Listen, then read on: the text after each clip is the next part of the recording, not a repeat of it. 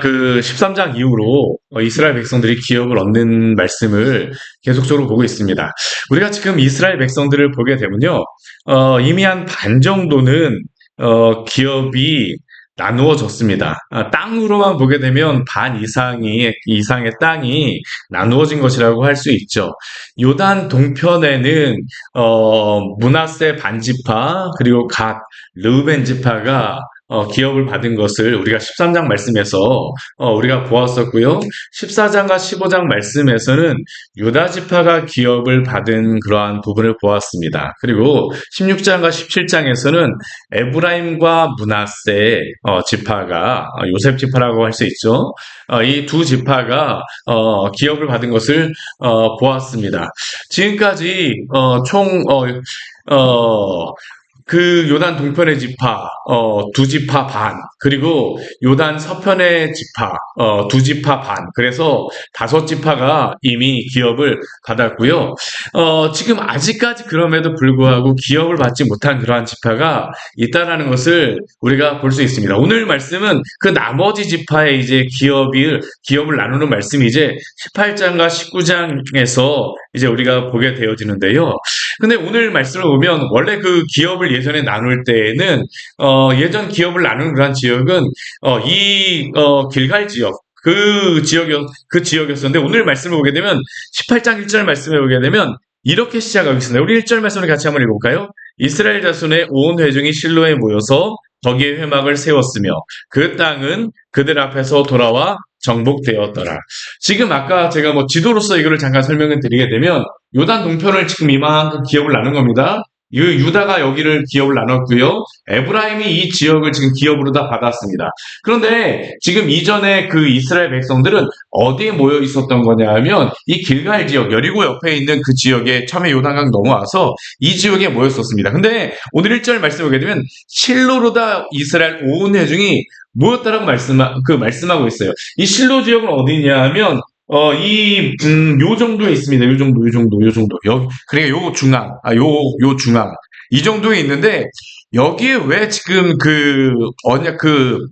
회막을 세우느냐. 이 회막이 왔다라는 것은 여호와의 언약궤가 이쪽으로 옮겨왔다라는 겁니다. 거리상으로 보게 되면 이렇게 많은 지역을 옮겨온 것은 아니지만, 실로로다 지금 여호와의 언약궤, 회막이 지금 이곳에 세워졌어요. 왜 이곳으로 왔을까요?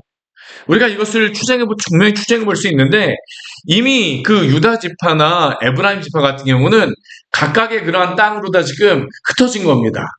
같이 다 모여있을 필요는 없잖아요. 그렇죠? 그렇지만 뭐 군대를 전쟁하는 사람들 같이 모여있다라고 할지라도 각 지파들이 이제 그 땅을 얻었기 때문에 그 사람들이 각각의 지역으로 옮겨갔어요. 그리고 이 실로로다 온 중요한 이유 중에 하나가 뭐냐면 바로 그 여호수아가 바로 에브라임 지파에 속하였는데 이 실로 땅이 어디에 속하였느냐? 에브라임 지파에 속한 겁니다.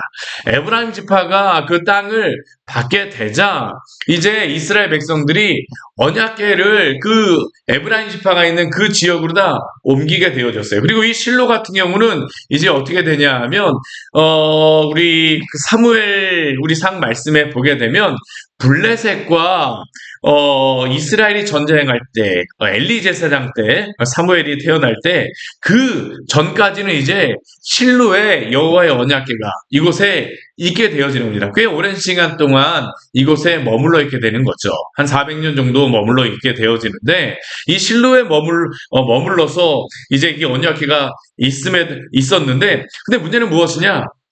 온 땅이 정복되었음에도 불구하고 2절 말씀에 보게 되면 그 이스라엘 자손에서 기업을 분배받지 못한 지파가 7지파가 있다는 겁니다. 왜 그들이 이 기업을 받지 못했을까요? 그 이유를 3절 말씀에 보게 되면 이렇게 말씀하고 있어요. 우리 3절 말씀 같이 한번 읽어보겠습니다. 여호수아가 이스라엘 자손에게 이르되 너희가 너희 조상의 하나님 여호와께서 너희에게 주신 땅을 점령하러 가기를 어느 때까지 지체하겠느냐. 그 이유를 여기에 말씀하고 있죠. 지체하고 있는 겁니다. 게으름을 피우고 있는 것입니다. 왜 지체하고 게으름을 피우고 있을 것일까요? 한 두 가지 정도를 생각할 수 있습니다. 이미 그 좋은 땅, 그들이 보기에 넓은 땅은 우리 요단 동편은 뭐 그들이 갖고 싶지 않았습니다. 근데 이 넓은 땅, 좋은 땅이라고 생각하는 그러한 땅은 그 유다 지파와 이 요셉 지파가 에브라임과 므낫세가 그 땅을 가졌어요. 그러다 보니까 이들의 마음이 어떨까요? 떨떠름한 것입니다. 또 한편에서는 어떠한 마음도 있습니까? 아직까지 이 점령하지 않은 땅을 가야 되는데 이미 어느 정도 전쟁이 끝나고 점령하러 아직까지 다 점령된 것은 아닙니다. 정복되었다라고 하지만 아직까지 세부적으로 다 점령되었진 않았어요. 각 지파별로 흩어져서 이제 전쟁을 해야 되는데 엄두가 나지 않는 겁니다. 해야 되는데 하지 않고 엄두가 나지 않는 것이에요. 그러니까 그들을 향하여서 그 여호수아가 무엇이라고 이야기합니까? 너희가 너희 조상의 하나님 여호와께서 너희에게 주신 땅을 점령하러 가기를 어느 때까지 하겠느냐라고 지금 여호수아가 이들을 책망하고 있는 것이죠. 이 일곱 지파에게 빨리 그 땅을 정복하러 가야 되는데 왜 그렇게 있느냐라는 겁니다. 물론 이들의 마음속에 그 앞에서 제가 말씀드렸던 것 같이 두 가지의 이유. 그들이 원하는 그 땅이 좀 적은 것도 같고, 앞에 에브라임과 므낫세, 요셉 지파가 와서 한번 변명했던 겁니다. 이게 계속 변명이 있는 것이에요. 이게 참 이 말씀을 볼 때 우리가 기억해야 될 건 뭐냐면, 땅을 나누는 것이 축복의 말씀임에도 불구하고 계속 이들의 마음속에 무엇이 있는 거냐면, 상대적인 비교가 있는 겁니다.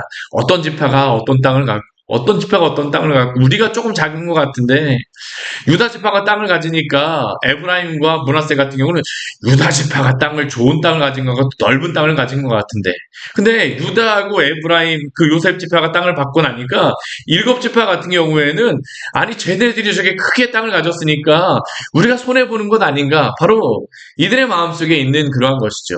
근데 하나님께서는 여호수아를 통해서 이들에게 말씀하시는 것이 무엇입니까? 너희가 어느 때까지 그렇게 지체하겠느냐라고 하나님께서 그들에게 책망하고 계세요. 그리고 어떻게 말씀하십니까? 우리 4절 말씀해 보게 되면 이들의 지체하는 그들을 향하여서 각 지파에서 세 사람씩을 택하라라고 이야기를 합니다. 그리고 어떻게 합니까? 그들이 일어나서 그 땅을 두루다니면서 그 땅을 그려가지고 내게로 가지고 돌아오라라고 이야기하고 있어요. 흡사 무엇과 비슷하냐면 예전 여호수아가 젊은 시절 이 가나안 땅을 한번 보았던 것과 같이 이들에게도 그 땅을 한번 보라는 겁니다. 그래서 그 땅을 7부분으로 너희가 잘 나누고 나서 가져오라고 이야기를 해요. 그런데 그 땅을 그 7부분을 그려가지고 오게 되면 이들 사이에 또 문제가 발생할 수 있지 않습니까? 그러니까 우리 그 6절 말씀에 보게 되면 어떻게 하겠다라고 이야기하냐면 여호와 하나님 앞에서 제비를 뽑으라라고 이야기하고 있습니다. 공평하게 제비를 뽑으라고 이야기를 하고 있죠. 이것은 무엇을 의미하는 것입니까? 하나님께서 공평하게 나누어 줄 것이다라는 것을 이야기하고 있는 겁니다. 그리고 그 다음에 나와 있는 말씀은 무엇일까요? 이들이 7부분을 그려서 가지고 왔을 때 여호수아가 그 땅을 분배하였다라고 말씀하고 있습니다. 이들이 안 하니까 여호수아를 통해서 하나님께서 빨리 이것들을 알도록 이들에게 이 땅을 나누도록 하시죠. 근데 우리가 이 말씀을 우리가 보면서 생각해야 될 것이 무엇입니까? 우리가 이 말씀을 보면서 한 가지 좀 생각해 봐야 될 것은 이들은 반드시 해야 되는 일, 그럼에도 불구하고 하지 않고 있습니다. 근데 성경은 이것에 대해서 무엇이라고 이야기하냐면요, 이것도 죄라고 이야기합니다. 성경은 죄에 대해서 이야기할 때 두 가지 정도로 다 나누어서 이야기합니다. 첫 번째 무엇이냐 하면 하지 말아야 될 것을 하는 것을 죄라고 이야기합니다. 불순종하는 것이죠. 하나님이 하지 말라고 말씀하신 것을 범하는 죄. 선악과를 먹지 말라고 말씀하셨는데 따서 먹은 것들. 이스라엘 백성이 하나님의 말씀을 순종하라고 했는데 순종하지 않은 것들. 우상 숭배하지 말라고 말씀을 명령하셨음에도 불구하고 우상 숭배를 하였던 그러한 죄악들. 그런데 성경은 그것만을 죄라고 이야기를 하지 않아요. 또 무엇도 죄라고 이야기하냐면 하지 않는 것. 하나님이 말씀하셨음에도 불구하고 하지 않고 게으름을 피우고 여러 가지 멀리 하지 않고 하지 않는 그것도 불순종의 죄라고 말씀하고 있는 것이죠. 이게 바로 오늘 7지파들이 범하였던 그 죄의 모습 아닙니까? 나머지 3분의 1 땅이 자신들이 나눠야 될 땅이라는 것을 그들은 알고 있습니다. 그리고 그것을 나누어야 했습니다. 그러나 그들은 그 일을 하지 않고 머뭇거리고 있는 것이죠. 서로 바라만 보고 있습니다. 그냥 어떻게 될지, 그냥 게으름만 피우고 있는 것이죠. 근데 사실 이러한 죄는 우리가 별로 죄라고 생각하지 않습니다. 저도 사실은 이러한 부분에 대해서 굉장히 연약하다는 그런 생각을 합니다. 우리가 게을러 사지 못하는 부분들. 근데 이 땅을 나눌 때에는 정복하지 않는 그러한 하나님의 말씀에 따라서 정복하지 않는 것도 문제지만 이들 땅을 나눌 때는 무엇이냐면 게을러서 하지 않는 여러 가지 눈치를 보고선 하지 않는 것이 바로 이들의 죄라는 것이죠. 우리가 이것에 대해서 분명하게 말씀하는 그러한 말씀이 있습니다. 우리 야고보서 말씀 같이 한번 찾아보도록 할까요? 야고보서 우리 4장 15절, 16절, 17절의 말씀입니다. 야고보 4장 15, 16, 17절의 말씀입니다. 같이 한번 읽어보도록 하겠습니다. 야고보 4장 15, 16, 17절의 말씀입니다. 우리 같이 한번 읽어보겠습니다. 너희가 도리어 말하기를 주의 뜻이면 우리가 살기도 하고 이것이나 저것을 하리라 할 것이거늘 이제는 너희가 허탄한 자랑을 하니 그러한 자랑은 다 악한 것이라. 그러므로 사람이 선을 행할 줄 알고도 행하지 아니하면 죄니라. 아멘. 이 말씀에서 분명히 말씀하는 것은 무엇입니까? 주의 뜻이면 우리가 살기도 하고 저것도 하고 이것도 하리라 말은 열심히 하고 있지만 그들의 신앙에 대해서 자랑을 하고 있지만 실제로 어떻습니까? 선을 행할 줄 알고도 행해야 될 것이 있음에도 불구하고 행하지 않는 것. 그것에 대해서 야고보서 말씀은 우리가 분명히 뭐라고 말씀하고 있습니까? 선을 행할 줄 알고도 행하지 아니하면 죄라고 말씀하고 있죠. 사랑하는 성도 여러분, 오늘 우리에게 맡겨주신 그러한 일들, 우리의 게으름으로 인하여서 하지 못하는 그러한 일들, 또한 우리가 행해야 됨에도 불구하고 우리가 걸림돌이 되어서 막고 있는 부분이 있다라고 하게 되면 우리는 그러한 부분들에 대해서 회개해야 됩니다. 하나님이 기뻐하지 않으신다는 것이 오늘도 그렇습니다. 이스라엘 백성에게 땅을 주셨음에도 불구하고 나누지 않고 있어요. 정복하지 않고 있습니다. 하나님이 그러지 말라라는 겁니다.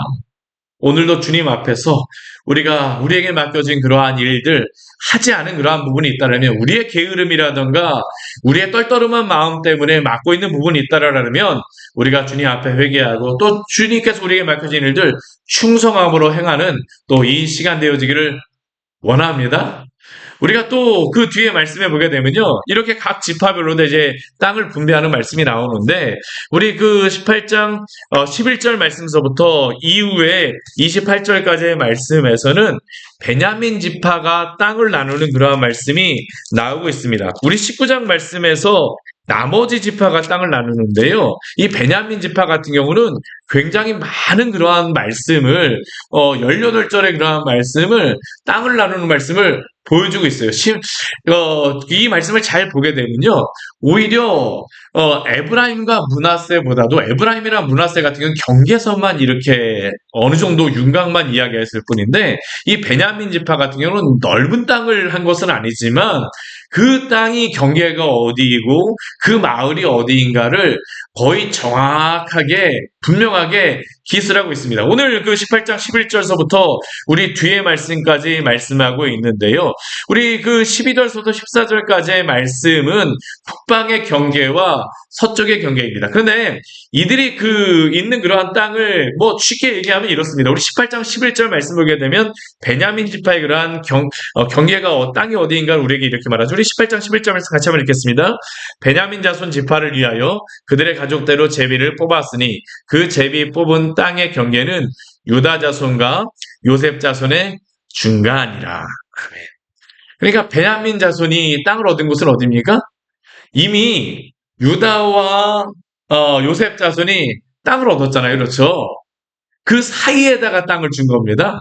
지도를 보게 되면 어디에다 땅을 줬냐면 유다가 이 남쪽을 얻었고요. 에브라임과 요셉 지파가 요 북쪽을 얻었는데 요 가운데 요만큼 예루살렘 포함하여서 예루살렘 포함하고 그리고 또한 그 기브아라든가 라마를 포함한 요 지역을 그 베냐민 지파가 땅을 얻었습니다. 이게 바로 지금 오늘 말씀에 나와 있는 그러한 말씀이에요.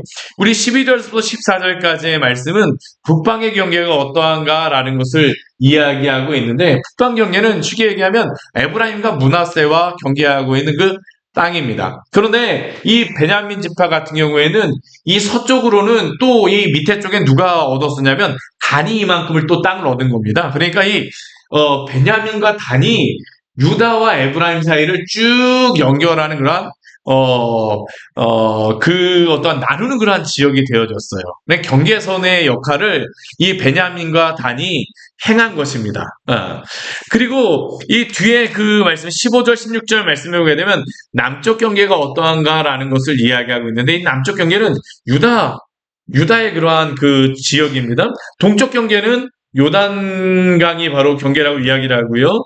북쪽의 경계는 서쪽의 경계는 지중해가 되었습니다. 이게 바로 베냐민 지파가 땅을 얻은 그러한 경계였었죠. 그리고 21절부터 28절까지의 말씀에서는 여러 지역들이 나오는데, 여기에 보게 되면 유명한 지역들 몇 군데가 나오죠. 우리가 나오고 있는 그러한 지역 보게 되면 21절 말씀 보게 되면 여리고와 같은 여리고 땅도 베냐민 지파가 받게 되어진 것이고요. 25절 말씀 보게 되면 기브온도 베냐민 지파가 받게 되고, 이 기브온 같은 경우는 나중에 이제 사울 왕이 이 기브온 지역 출신입니다. 그리고 라마도 이 베냐민 지파가 얻게 되었습니다. 이 라마 같은 경우는 사무엘 선지자가 바로 이 라마 지역 출신입니다. 그러니까 이 기브온과 라마 그리고 또 여리고 그 사이입니다. 유다하고 에브라임 그 요셉 지파 그 사이에 그 땅을 얻은 것을 볼 수 있죠. 그리고 그래서 이들이 방금 전에도 말씀드린 것 같이 요셉 지파와 유다 지파 사이의 완충지대 역할을 한 지파가 바로 이들이었습니다. 그런데 이들이 땅을 얻은 그러한 곳을 우리가 방금 전에 말씀드린 것 같이 이들이 이 땅을 얻고 나서 이들의 그러한 베냐민의 역사를 보게 되면 이 땅을 얻었을 뿐만 아니라 첫 번째 왕도 누가 되었었냐면 이 베냐민 지파의 사울왕이 되었습니다. 아까 그 25절에 나와 있는 이 기브온 출신이 바로 이 사울왕이었었죠.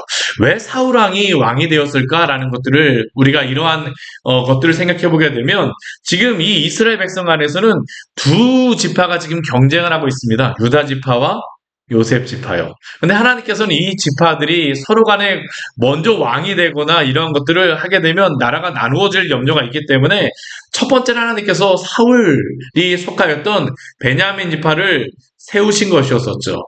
그런데 이 베냐민을 이어서 그 다음에 다윗이 왕이 되게 됩니다. 그런데 이 다윗이 왕이 되고 나서 솔로몬 시대까지는 12지파가 모두 한 나라로서 이렇게 되어졌지만, 그 다음에 솔로몬이 죽은 다음에 솔로몬의 아들이었던 르호보암이 이 전체 그 땅을 다스리질 못해요. 여로보암이라고 하는 그러한 사람이 나타나서 북이스라엘의 왕이 되어집니다. 근데 이 여로보암은 어디 출신이냐면 바로 이 에브라임 출신입니다. 결국 그러니까 이 두 나라로 다 나누어지는 게 유다 지파에서 다윗 그 집안의 왕들이 나는 것이고, 또한 이 북이스라엘에서 에브라임 지파에 속하였던 요셉 지파에 속하였던 사람들이 왕으로 다 나게 되는 거죠. 그런데 이러한 상황 가운데서 대부분의 지파들은 다 어디를 갔냐? 이 북이스라엘을 따라갔습니다. 그런데 이 북이스라엘을 따라가는 중에 유다 지파에 있었던 한 지파가 있어요. 그 지파가 어떤 지파일까요? 바로 베냐민 지파입니다. 베냐민 지파.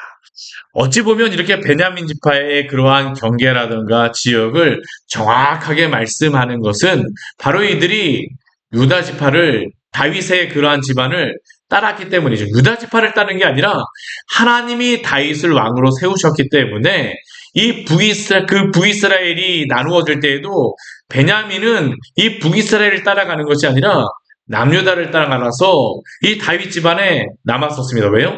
하나님의 약속이 거기에 있었던 것입니다. 그리고 이 약속을 따라서 있었던 이 베냐민 같은 경우 어떻습니까? 하나님의 그러한 일들을 끝까지 잘 감당하는 지파가 되었음을 알 수 있습니다. 나중에 그 북이스라엘과 남유다가 다 아수르와 바벨론에게 멸망하고 난 이후에도 끝까지 명맥을 잘 유지하는 지파 두 지파입니다. 유다 지파와 베냐민 지파예요. 그리고 이 베냐민 지파 같은 경우에는 우리가 성경 말씀을 보게 되면 신약에도 유명한 사람 한 사람이 나옵니다. 그 사람이 누구입니까? 바로 사도 바울입니다. 하나님께서 이러한 사도 바울을 또한 베냐민 지파를 통하여서 세우셨던 것이죠. 이 베냐민 지파는 힘이 약하고 부족한 지파였지만 그러나 그들은 하나님의 약속을 믿고 끝까지 그 하나님의 그 사람들이 따라가는 것이 아니라 하나님의 말씀이 있는 다윗 지파 그 약속을 믿고 끝까지 그곳에 있음으로 말미암아 하나님께서 베냐민 지파를 또한 사용하셨음을 볼 수 있습니다. 오늘날 이 시대에 많은 사람들이 사람이 많이 모이는 곳에 가지만 하나님은 어떨까요?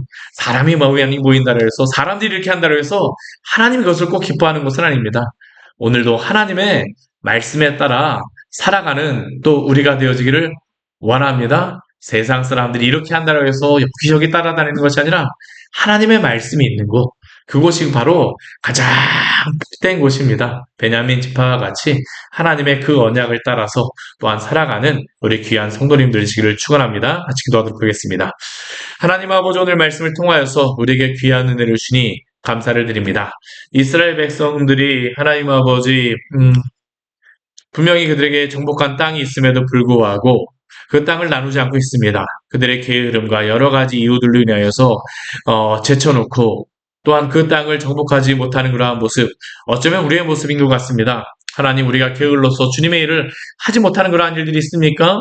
선한 일들이 분명히 있음에도 불구하고 우리가 하나님 아버지 행하지 않는 그러한 죄의 부분이 있다면 주 앞에 오늘 회개하게 하여 주시고 우리에게 맡겨진 그러한 사명들을 또한 잘 감당할 수 있는 귀한 복된 성도들을 될 수 있도록 은혜 내려 주시옵소서.